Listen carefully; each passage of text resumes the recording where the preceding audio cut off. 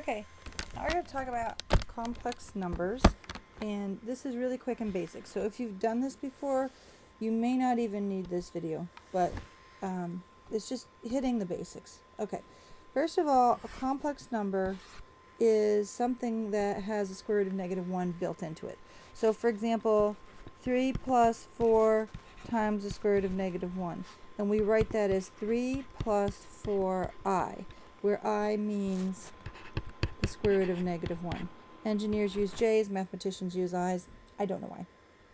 We can represent this on the Cartesian plane where we normally put the x's is the real axis, our normal number line that we always have.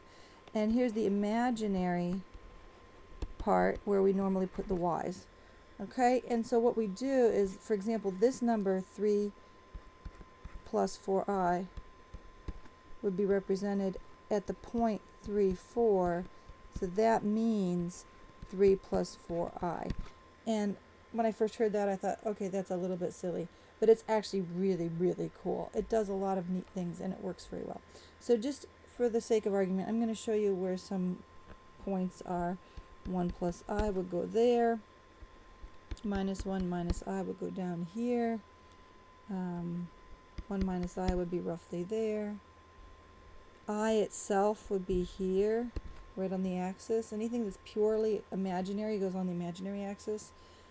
Maybe this is 5, down 7, -5 minus 7i, that kind of thing. Okay, so hopefully you get the picture. Anything that's purely real, so like this number, like here, is just the number 3 that you know and love. This is the origin, and it's also just 0 that you know and love.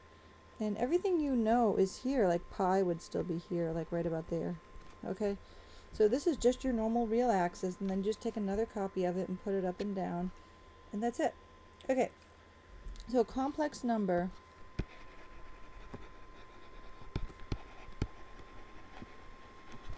is a plus bi, where a and b are real numbers, and I is equal to the square root of -1. And this gives you a lot of freedom, and it fixes a lot of the problems that we would normally have with the real numbers. So adding is easy. Nobody messes it up, but I have to show you. 3 plus 7i, I'll just give you one example. 4 minus 6i is equal to 7 plus I. Okay, now multiplying. Okay, so you replace I squared with -1 after you FOIL. But other than that, you just pretend like I is any other variable, and you do the naive thing and say FOIL.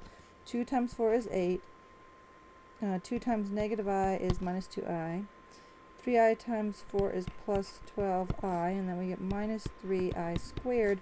We just, in the next step, we replace the I squared with a -1, so that becomes plus 3.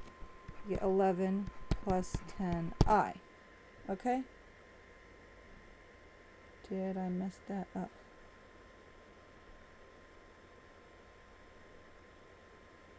No, I did it wrong in my notes, but I did it right for you guys. Great. Alright, so division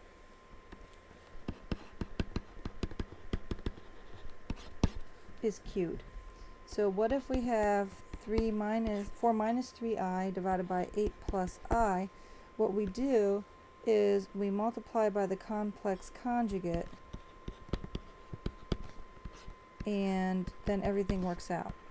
And you think, well, why can't we just divide by 8 plus I? Well, you can, but then it's not in standard form. You know, you want it in a plus bi form. Okay, we do this, then we FOIL on top. 8 times 4 is 32, and so that's the F, and the O for FOIL is 4i, then 24i, and then plus 9i squared. Okay? Oh, no. Plus 3i squared. Sorry about that.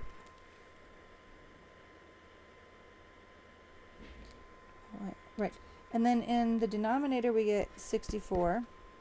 And I'm going to just write this out, but you don't have to write it out after you understand what's happening, which is these pieces will always cancel out. That's the whole point of using the complex conjugate, is so that this will happen.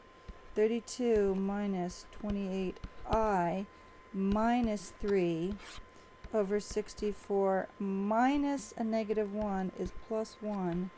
So we're going to get 32 minus 3, which is 29, minus 28i over 65. Again, these are things that you can just make them up on the fly and then ask Wolfram Alpha if you got it right. That's problems you can make yourself. So these concepts will come up occasionally, but not much until Calc 3 or 4. But every so often we'll run across a complex variable, and I just wanted you to know how you would handle that. Some common errors I want to warn you about here is if you have square root of negative 1 times square root of negative 1. This is equal to I squared, which is equal to negative 1. You cannot do the following. You cannot put them both back under the radical. You cannot do that. Why?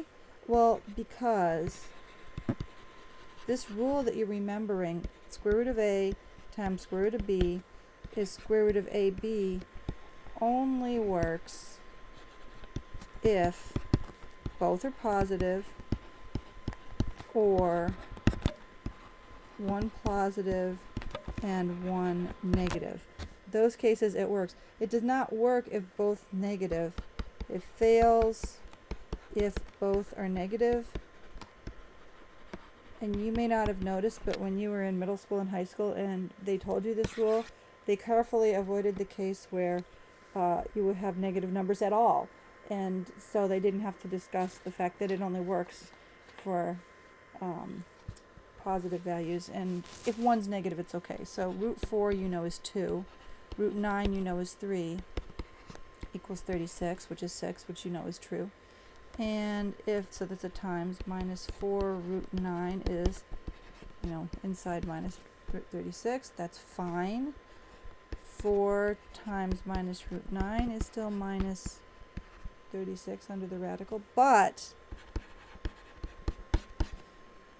minus 4 under the radical times minus 9 under the radical is actually equal to, what, 2i times 3i, which is equal to 6i squared, which is minus 6. You're not allowed to put these guys under the radical together and then let their negatives cancel. Okay? Sorry, that's the way it is. Okay.